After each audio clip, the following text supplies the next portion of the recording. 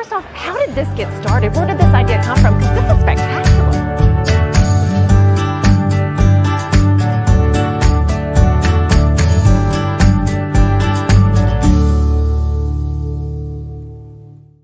Welcome to Mornings on Main Street, Murfreesboro edition. I'm your host, Stefanie Miller.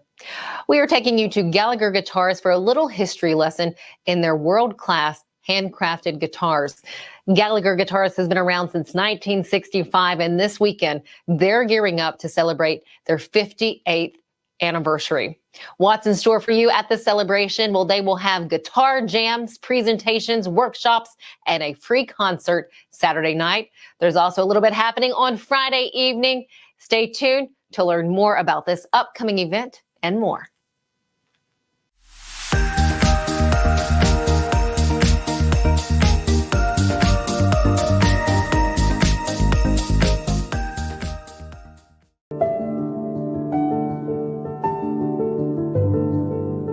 Welcome to the Omni Nashville Hotel. Urban elegance with a vintage touch. Our 800-room hotel opened up in the fall of 2013 with 746 guest rooms and 54 suites.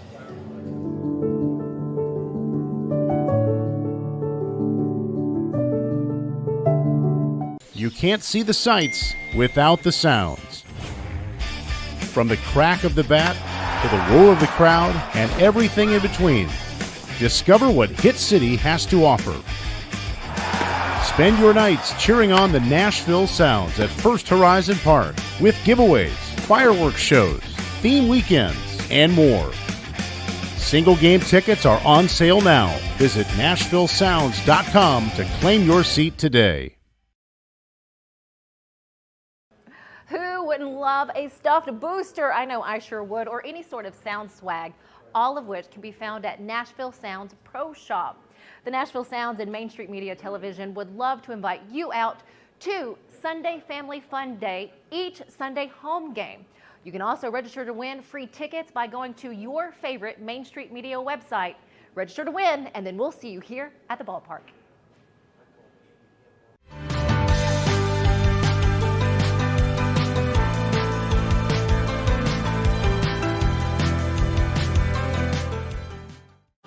Since 1965, Gallagher Guitars has been making world-class guitars right here in the Tennessee area. And let me tell you, they're now in Murfreesboro, Tennessee, and the owner we have here right now to tell us all about Gallagher and an upcoming celebration. We have Mr. David Mathis. Thank you so much for your time. Hey, I appreciate you reaching out and wanting to know what we're doing. This is a big event for us coming up. It's our 58th birthday, which is a big deal. That is huge. And tell us first off more about Gallagher Guitar and where it started, okay, and what you're doing now with it, because you've been in ownership of Gallagher Guitar for how long now? Since 2020. Okay. The end of 2019. Okay. So Gallagher started in 1965. J.W. Gallagher was living his life down in War Trace, building high quality Queen Anne style furniture. And doing great work. I've seen some of those pieces. But in Shelbyville, there was a factory that wanted to start building guitars. And they reached out to him, being a woodworker, and another man, being a machinist, and they put together an assembly line to build these guitars. Actually, one's right behind me there, called the Shelby guitar. He knew nothing about building guitars. There wasn't YouTube. There wasn't a school to go to. So he bought old guitars and took them to his bandsaw, cut them open, and reverse engineered guitars. And he did that for about 2 years, but they were just kind of run-of-the-mill retail guitars, and he wanted to build Queen Anne style. And Queen Anne style means that he was building a higher quality guitar than really there was anywhere at that time. So they became the first boutique guitar builder in the U.S. That is really some history there. That's incredible history. Yeah. And it came at a time that Gibson and Martin, their quality had suffered some. And so here comes this guy right in the middle of that, elevating everything. And then the poster behind us actually is Doc Watson. And in 1968, they met at a music festival. And they had two guitars. J.W. and his son Don went down to this music festival. They only had two guitars available to show at that festival. They met Doc and his son Merle, and Merle liked the guitars. He said, "Come to our house tomorrow, we'd like to play them."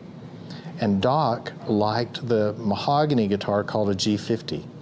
But J.W. was a perfectionist. His original label actually said guaranteed perfect. Who does that anymore? Well, anymore, no. No. But it had an imperfection in it. And so Doc wanted to buy it. J.W. wouldn't sell it because it had an imperfection. And so he said, "I'll loan it to you. You can have it as long as you want it. When you don't want it anymore, give it back to me." And that same guitar became very famous. He used it on the Nitty Gritty Dirt Band, Will the Circle Be Unbroken? It became nicknamed Old Hoss. It's sat in the Country Music Hall of Fame for years. After his death, it was auctioned through Christie's, and Ed Helms, the actor, bought it for $40,000 and still owns it today. So there's this steep history with bluegrass and Doc Watson. Doc Watson's not really just bluegrass, right? But you know some of that history yourself from your background. But there's this really rich history that we're able to continue today.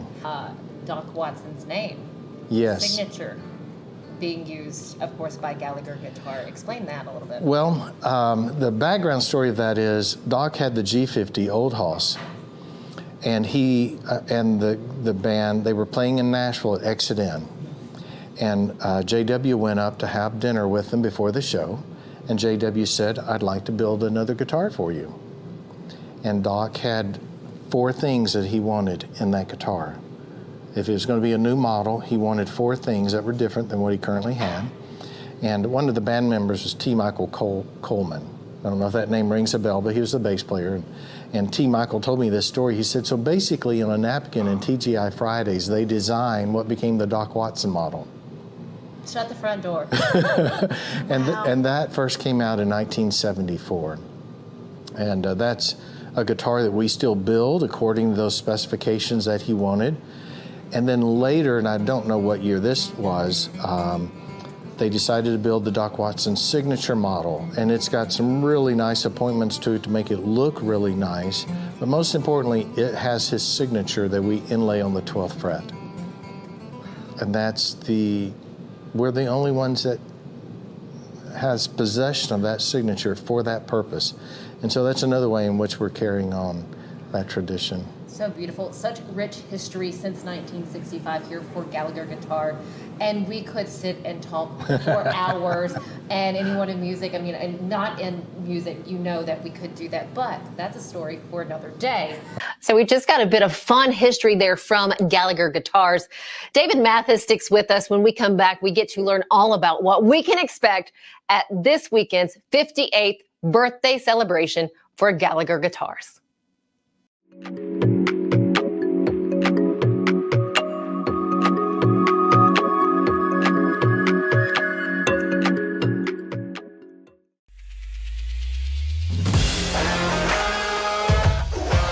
Hockey in Music City just hits different. It's one big honky-tonk party. It's the sea of gold in the crowd, the goals, the saves, the celebrations. It's an experience like no other. Experience Predators hockey all season long.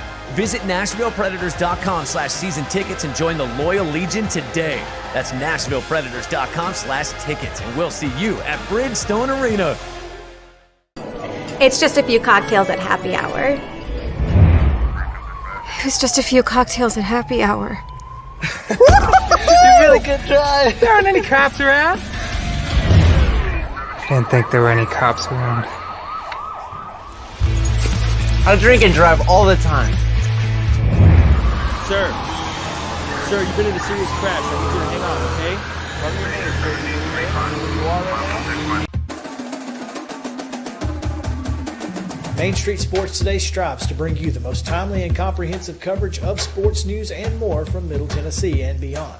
We cover the teams you care about from preps to pros and bring some of the most influential voices in sports to keep you in the know. Tune into Main Street Sports Today each Monday through Friday at 2 p.m. Download the Main Street Media TV app.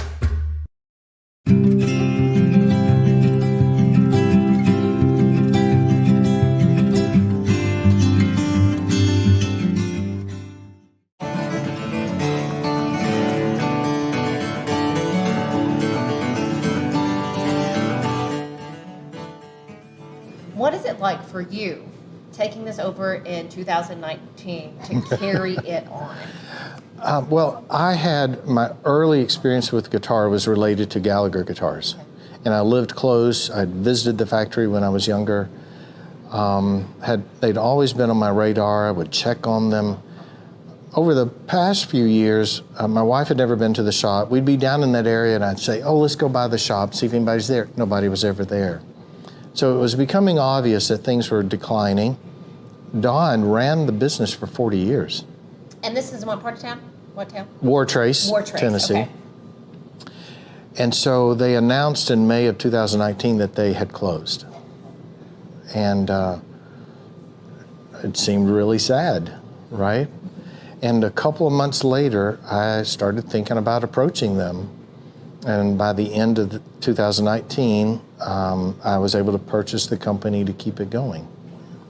Which is also very interesting to me that Don had made the decision emotionally to let it go and thought that history had ended. And then he gave permission for it to be born again. Have you talked to him? Oh yes, we stay in contact. Do you? Okay, so how was the ending for him? And I guess what was it like for him to see or to know it's not over yet? Well, he's very pleased with it. He's very happy with what we're doing. He's very excited about that. He's going to be our honored guest on May 27th. That was going to be a question. Yeah, yes. Yeah. I'll have some things come up. Someone will ask me something, I won't know the answer, and I'll call Don. Speed dial right there. Yes, yeah. We do have a book that was written for the 50th birthday, to celebrate their 50th birthday. So we have a history book, but he's got the real stories.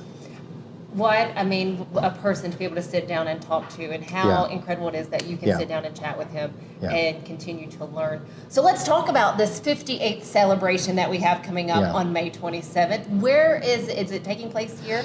It's taking place here. Friday evening, we're opening things up. We're moving all this equipment and stuff out and putting chairs out, and we're just going to have a good old-fashioned jam. So whatever instrument you want to bring, just bring it on down and join the jam. We've got we'll have a lot of good musicians here, but we've got a couple of special musicians that will be here. One is Jim Hurst, who is, let me make sure I get this right, 2-time Guitarist of the Year with the International Bluegrass Music Association.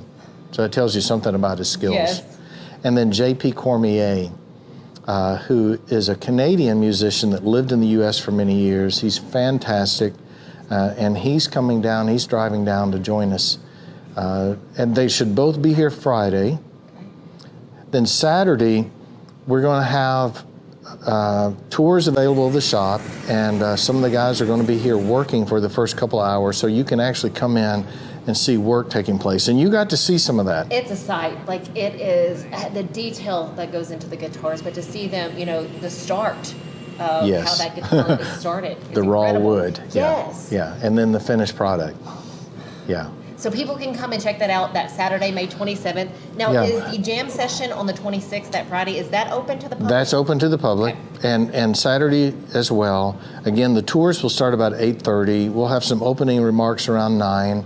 And then the rest part of the morning, JP and Jim are both going to be offering some guitar workshops. Then we'll break for lunch. And then in the afternoon, David Tipton and Steve Kerr, I'm referencing this book because they actually wrote the book about the history of Gallagher. They're going to be doing a presentation, and Don is joining them. And Don is bringing a bit of his own presentation. He's even being a projector, so he's always good at telling the background and the story. So he's going to be joining us. So the afternoon will be very rich as well. Then we'll break, go to dinner, and then the First Baptist Church has offered their fellowship hall, and Jim and JP will be offering a concert that's open to the public.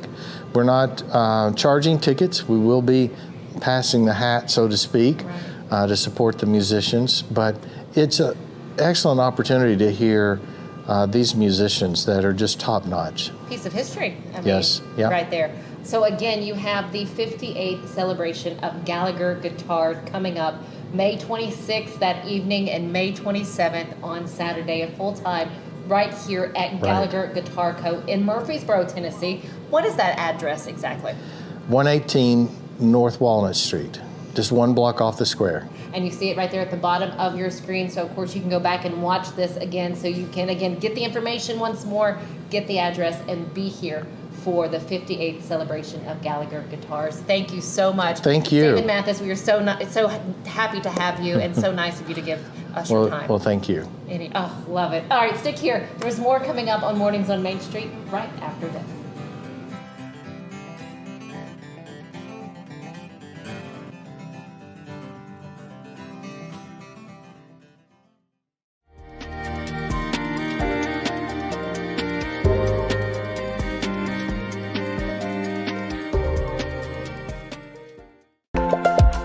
There's a lot to consider when it comes to choosing a Medicare plan.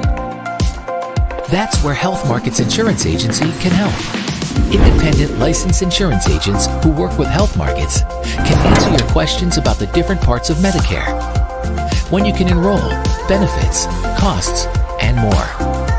Speak to a local licensed insurance agent today to get started on your Medicare journey. Tired of hanging lights every year? We get it. That's why Southern Nights is here to help. We install programmable lighting on your home or business so you can enjoy beautiful, customizable lighting all year round. No more ladders, tangled lights, or cold nights outside. We do the work, you do the celebrating. Call Southern Nights today and take the hassle out of holiday lighting forever. For a free quote, give us a call at 931-241-3074 or visit our Facebook page at Southern Nights.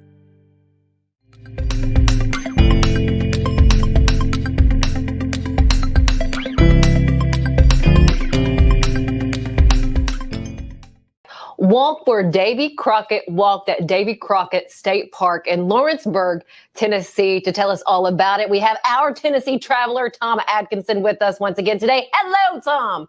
Howdy, ma'am. What fun. I mean, reading this article, I'm just like, I want to go here. I want to go to this park. You have a number of hikes there. There's a place to eat. What else? What do we need to know before we go? I think the main thing about David Crockett State Park is that it tells the real history of a very notable person in Tennessee and American history. And lots of people know Davy Crockett from Walt Disney and the movies. But David Crockett was quite the pioneer, quite the public servant, quite the hero of things. Not exactly at all like the stuff we saw on TV and at the movie theater. Mm-hmm. So going to David Crockett State Park in Lawrenceburg is learning history. So as you said in the article, he most likely did not kill a bear at the age of 3. Yes, the Disney theme song says killed a bear when he was only 3. No, very, very unlikely. He was born over in East Tennessee, a little community now called Limestone, and got to Lawrence County in 1817. And he had a second wife. His first wife had died. They had a blended family.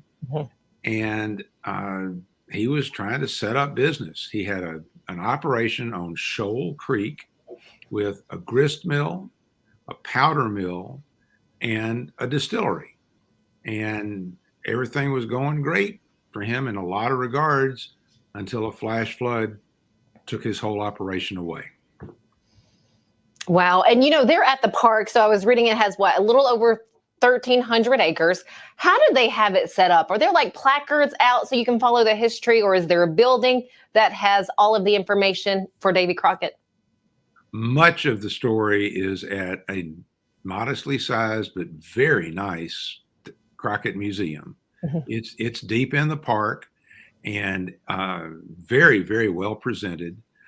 Lots of or several very good information-laden plaques. They're the kinds that you need to just stand there and read and absorb, because they tell with great detail the facts of this man's life. When the flood hit, he moved on farther west to Obion County, Tennessee, which is near Reelfoot Lake, killed some more birds, and also got elected to the U.S. Congress. Yes. And eventually, he got at cross purposes with President Andrew Jackson. One of the ironies is that he had served under Jackson in the Creek War earlier in his life, but he and Jackson didn't see eye to eye at all. And Crockett lost an election. Crockett got mad and just said, "I'm out of here," and went to Texas. And we know the rest of how the rest of his life went. The rest is history, that's for sure. As a history buff, and you're going through what they have there, is there a fact about Davy Crockett that surprised you, or that you may not have known? Well, very interestingly, he was barely literate, at least when he started into public service. In Lawrence County, he became a justice of the peace, a militia colonel, a Tennessee representative, and obviously got a little bit better. But he was very much a public servant and an outdoorsman and a man of strong conviction. He held his turf. Well, what else does the park offer? So you have some trails there. What else is offered? There are about 10 miles of trails. Nice. Part of it is on the Trail of Tears route. It is the actual ground that the Indians who were being pushed west were forced to take. And so hiking a trail there takes on some historical significance. There are 97 campsites. There's a 40-acre lake that's very, very pretty, and a nice restaurant.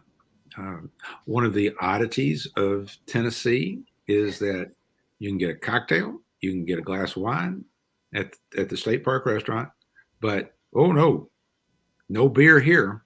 That makes no sense. That's funny. That's interesting. Well, what about the festival? There's a festival that happens there as well. Correct. During the summer, the park rangers have a series of programs to be attentive to and maybe plan a schedule around. And then in August, there's a weekend festival, David Crockett Days, and lots of fun frontier-related activities. I am sure you will hear the sound of a musket being fired. Cool. And so, indeed, there's an annual festival, but David Crockett State Park is well worth a visit, just any day, any time of year. Last question for you. Is this a day trip thing or one tour we need to plan a couple days? Oh, you can enjoy the park as a day trip, depending on where you live in Tennessee. I live in Nashville, of course. It's an hour and a half, maybe a little bit more down there. That's not a big deal. But if I were a camper, or especially an RV camper, man, I'd plant myself there for a couple of 3 days. Good to know. And I tell you, in my head, all I can hear right now is Davy Crockett. That is what's going through my head right now. King of the wild frontier. Yes, sir. Well, for all of us, we appreciate this information. For everyone else, get out there and enjoy David Crockett State Park. Tom, thank you. Thank you very much. Keep traveling. We'll do it. Until the next time. Stick with us here on Mornings on Main Street. We have just a touch more right after this. There is nothing better than drinking an ice-cold beverage while taking in a Nashville Sounds baseball game. Hi, I'm Stefanie Miller with Mornings on Main Street. The Nashville Sounds and Main Street Media Television have teamed up to promote Sunday Family Fun Day here at First Horizon Park, each Sunday home game. Just go to your favorite Main Street Media website and click on Sounds Main Street Media Day banner to register to win free tickets. And then we'll see you here at the ballpark. Welcome back. There's a Middle Eastern restaurant in Nashville that's not only known for its gyros and other wonderful foods, but also their burgers, out of all things. And I cannot wait to hear more about this. We have our food reporter and columnist, Catherine Mayhew, here to tell us all about Tasty and Delicious. And from the pictures, it looks tasty and delicious. It is. I'm very much drawn to restaurants that can't quite get their act together. And this is one of them. But they get their act together where the food's concerned. And that's really the important thing. It's a little tiny place on Nolensville Road. It's got a neon sign out front that's flashing, fries, burgers. And inside it is, it's half fries and burgers, and then it's half Middle Eastern. Mm-hmm. And with a cheesesteak thrown in and maybe some fried fish. So it's kind of like, what is it? I don't know. But the burgers are awesome. And they have two kinds, smashed and stuffed. So smashed and stuffed. Now, I know because of you treating us to other locations about smash burgers, I know exactly what that is. What do they stuff their burgers with? How is that done? Well, they stuff their burgers with cheese. It's a half-pound burger, so it's a big burger. And some people who hear that are going to think, oh, it's a Juicy Lucy, which is a huge thing in the Midwest. And it's not. The Juicy Lucy, they have so much cheese in there that when you bite into it, it literally spurts out.